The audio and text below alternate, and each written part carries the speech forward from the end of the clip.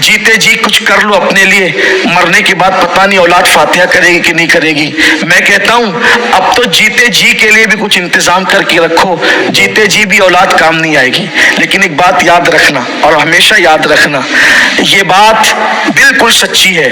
औलाद के माँ बाप के ऊपर कितना हक है, माँ बाप के गुस्ताख होने का क्या सजा है। अगर माँ बाप की नाफरमानी करे, माँ बाप के साथ बदतमीजी करे, तो उसका हमें जो है क्या क्या दुनिया में नुकसानात हो सकता है, क्या क्या उसका जो है हमें जो है दुनिया में जो है उसके बदले में जो है हमें जो है नुकसान उठाना पड़ सकता है। आप जो है देखिए इस बयान को, चंद मिनट का बयान है हजरत अल्लामा मौलाना सैयद अमीनुल कादरी साहब किबरा का। हदीस पाक की रोशनी में मुसलमानों की जिंदगी के हालात के ऊपर, मुसलमानों की पस्ती की तरफ जाने की, मुसलमानों को जो है निचले हिस्से में जाने की वजह, मुसलमानों को जो है अपने माँ बाप के, बुजुर्गों के नाफरमानी की वजह और उसके जो है नुकसानात के ऊपर सैयद साहब ने बहुत ही अहम नुक्ता हदीस रसूल के बुनियाद पर बताया है। चंद मिनट का वीडियो, उसको गौर से देखें और अपनी इस्लाह करने की कोशिश करें। अस्सलामु अलैकुम रहमतुल्लाहि व बरकातुहू। आप हजरात देख रहे हैं बयान रिएक्शन चैनल। आप तमाम हजरात से गुजारिश है कि अगर नए हैं तो चैनल को जरूर सब्सक्राइब करें, वीडियो पसंद आए तो दोस्तों अहबाब को जरूर शेयर गौर करें। यूसुफ जैसा नबी अगर जज्बाती होकर बाप के लिए उठ करके खड़े होना भूल जाए तो अल्लाह कहता है कि तेरे घर अब कोई नबी पैदा नहीं होगा। आज अगर बेटे बाप को आंखें दिखाएं, बाप पर हाथ उठाएं, बाप को घूर के देखें, बाप को घर से निकालें, बाप को मार पीट करें, अंदाजा करें ये मालेगांव शहर आज भी ऐसा है। बेशुमार बाप ऐसे हैं जो खून के आंसू रो रहे हैं और वो चाहते ये हैं कि उनको कोई पनाह मिले। कोई मस्जिद के पास पड़ा है, कोई बस स्टैंड के पास पड़ा है, कोई ब्रिज के नीचे पड़ा हुआ है, कोई किसी का पुरसान हाल नहीं। लोग पहले कहते थे, क्या कहते थे लोग, यार जीते जी कुछ कर लो अपने लिए, मरने के बाद पता नहीं औलाद फातिहा करेगी कि नहीं करेगी। मैं कहता हूँ अब तो जीते जी के लिए भी कुछ इंतजाम करके रखो, जीते जी भी औलाद काम नहीं आएगी। लेकिन एक बात याद रखना, और हमेशा याद रखना, ये बात बिल्कुल सच्ची है। अगर हमने अपने माँ बाप के साथ अच्छा सलूक किया है, उससे बेहतर सलूक हमारी औलाद हमारे साथ करेगी। और अगर हमने अपने माँ बाप के साथ अच्छा सलूक नहीं किया है तो बदतरीन सलूक करेगी। एक रिवायत पढ़ के बात मुकम्मल करता हूँ, एक हदीस पाक। आजकल मालेगांव का माहौल ये हो गया है कि बच्चे कमा करके लाते हैं, ख़ास तौर पे, और जब जॉइंट फैमिली होती है 1000-1500 रुपया माँ बाप के हाथ में रख देते, तुम खर्चा चलाओ, घर चलाओ, और ये सब दोस्तों पे उड़ाते रहते, मोबाइल पे उड़ाएंगे, पिक्चर में उड़ाएंगे, आवारगी में उड़ाएंगे। नहीं देते माँ बाप को, तुम चलाओ, सब जिम्मेदारी तुम निभाओ। ऐसे दुख देने वाली औलाद कभी सुख नहीं पा सकती, कभी नहीं। एक बूढ़ा अल्लाह के रसूल अलैहिस्सलाम के पास लकड़ी टेकते हुए आया और अर्ज की, या रसूल अल्लाह मेरा बेटा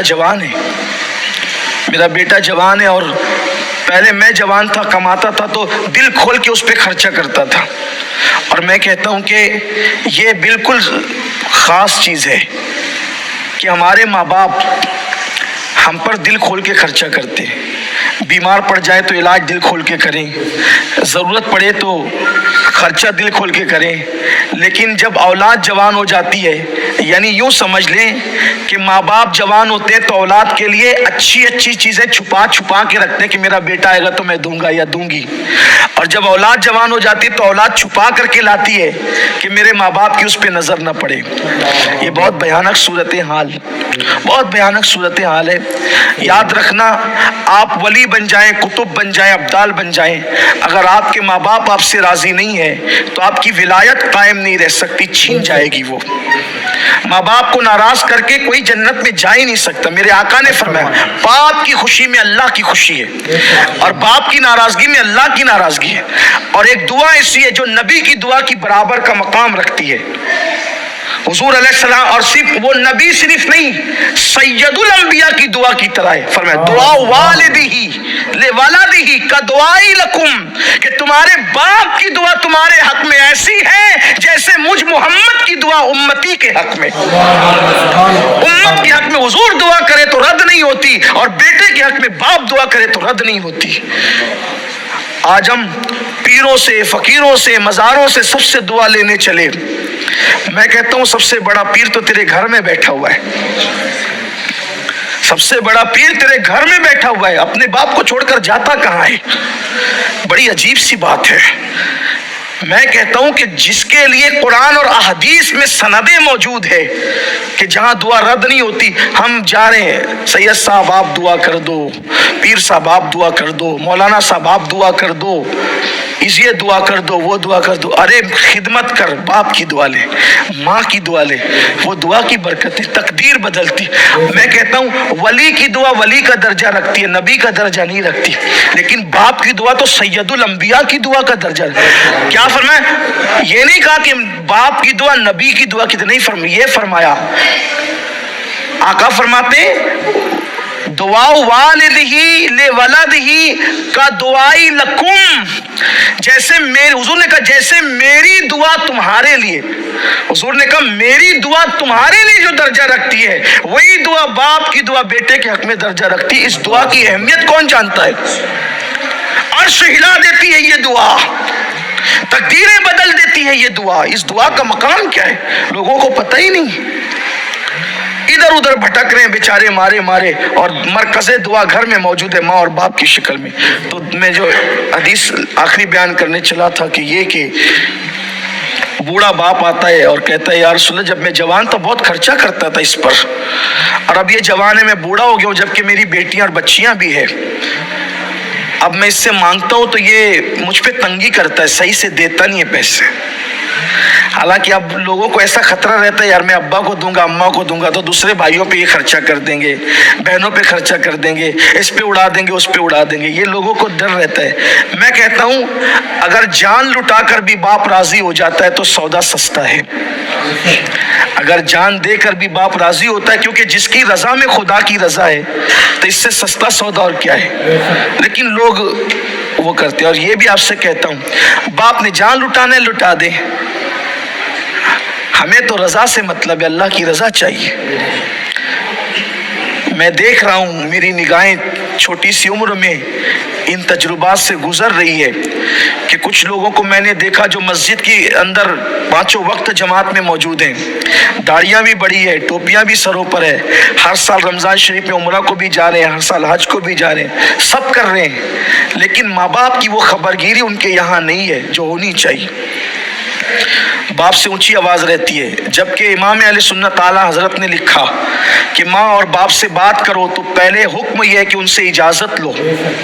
بغیر اجازت بات کرنا بے ادبی ہے. اجازت لو، اور اجازت لینے کے بعد ایسے لہجے میں بات کرو جیسے ایک غلام اپنے آقا سے بات کرتا ہے. یہ ہے ہمارے مذہب میں ماں باپ کی اہمیت. بڑی اہمیت ہے، بہت بڑی اہمیت ہے. تو اس باپ نے کہا حضور وہ دیتا نہیں ہے، میں پیسے مانگتا ہوں. تو اتنے میں بیٹا بھی آ گیا. عرض کیا یا رسول اللہ یہ میرا باپ ہے، یہ مجھے بہت ستاتا ہے، مجھ سے پیسے مانگتا ہے، خرچہ مانگتا ہے، تنگ کرتا ہے، میرے اور دوسرے بھی اخراجات ہیں. اور ایک روایت کے مطابق ایسا ہے کہ پہلے جوان آیا پھر بوڑھا آیا، ایک روایت ہے کہ پہلے بوڑھا آیا پھر جوان آیا. بہرحال اب جب یہ بات ہوئی نا، بوڑھے باپ کی بات سنی، جوان سامنے آ گیا تو میرے آقا رونے لگے بوڑھے کی بات سن کے. اور حضور نے جو جواب فرمایا وہ یہ، آقا فرماتے ہیں اے بوڑھے جہاں جہاں تک تیری فریاد کی آواز پہنچی میں دیکھ رہا ہوں کہ ہر پتھر ہر درخت ذرہ ذرہ رو رہا ہے تیری آواز کو سن کر کے. اور پھر اس جوان سے کہا اے جوان تو بھی تیرے باپ کا ہے اور تیری پوری دولت تیرے باپ کی ہے، تیری دولت پر تیرے باپ کا حق ہے اور تو اس سے چھپا نہیں. سبحان اللہ. حضرت علامہ مولانا سید امین القادری صاحب قبلہ نے حق فرمایا، سچ فرمایا کہ ہم اولاد کو جو ہے بڑھاپے میں ماں باپ کی ضرورت بھی بننا چاہیے، اور جتنا بھی اولاد کا ہے اس سب میں باپ کا حق ہے، ماں کا حق ہے. اور دوسری بات یہ کہ یہ بہت بڑا مقام ہے کہ باپ کی دعا ہمارے لیے ایسا ہے جیسا کہ نبی کی دعا امتی کے لیے. تو ہم لوگوں کو چاہیے کہ اس زمانے میں بھی ہمیں نبی کے جیسا اگر کوئی دعا ملے تو چاہیے کہ اپنے والد سے، اپنے بابا جان سے، اپنے ابو سے دعا کروائیے. جب وہ دعا کریں گے تو ان کی دعا جا کے سیدھا عرش اعظم کو لگے گی، اللہ تعالیٰ کے عرش جا کر ٹکرائے گی، اور اس دعا کو اللہ تعالیٰ کبھی انشاءاللہ رد نہیں فرمائے گا۔ تو ہم لوگوں کو چاہیے کہ اپنے والد اور والدہ کے بڑے ماں باپ کے، بزرگ ماں باپ کے خدمت کرے اور ان کے خدمت کر کے اللہ تعالیٰ کو راضی کرے۔ اللہ تعالیٰ ان کی خدمت کے صدقے میں ہم لوگوں کو جنت بھی عطا کرے گا، ہمارے دنیا کے تمام مشکلوں کو بھی دور کر دے گا۔ اللہ تعالیٰ کی بارگاہ میں دعا ہے اللہ تعالیٰ تمام لوگوں کو کہنے سننے سے زیادہ اس پر عمل کی توفیق عطا فرمائے۔